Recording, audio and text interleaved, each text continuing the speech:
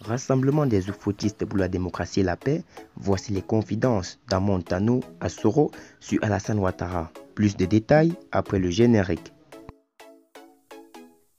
Avant de commencer, abonnez-vous à la chaîne et activez la cloche de notification car cela va vous permettre de ne plus manquer les prochaines vidéos. Let's go!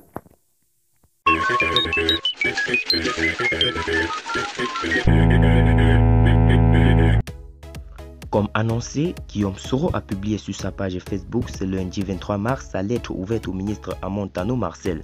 Dans cette émissif, l'ancien président de l'Assemblée nationale fait des révélations sur les confidences que le ministre démissionnaire avait faites en son temps sur le président Alassane Ouattara.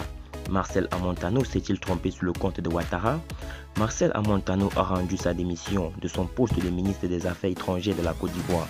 L'ex-chef de la diplomatie ivoirienne dénonçait ainsi le mode de désignation du Premier ministre Amadou Gon Coulibaly comme le candidat du Rassemblement des oufoutistes pour la démocratie et la paix à l'élection présidentielle de 2020.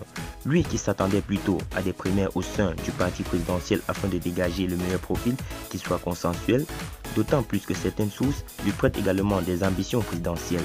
Dans un élan de soutien à son camarade de la majorité présidentielle Guillaume Kéba Soro, lui-même en rupture de banc avec le parti au pouvoir, a décidé d'écrire à Marcel Amon Tano une lettre dans laquelle il utilise un ton très amical en rappelant leur passé commun, fait d'amitié, de complicité et surtout de l'engagement avec un leader politique ivoirien, Alassane Ouattara.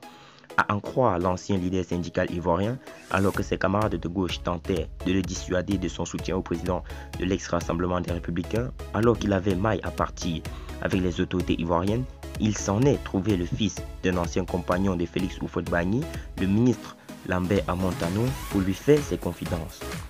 Guillaume Soro: je connais Ouattara, c'est un homme d'honneur et de parole. Jamais il ne fera regretter notre choix. Je le connais, c'est un homme de grande valeur. Il transformera la Côte d'Ivoire pour le bonheur des Ivoiriens.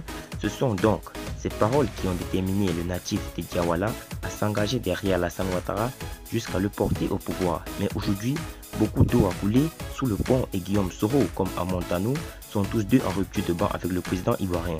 Situation qui amène l'ancien président de l'Assemblée nationale à s'interroger. À la date d'aujourd'hui, penses-tu que nous pouvons être trompés?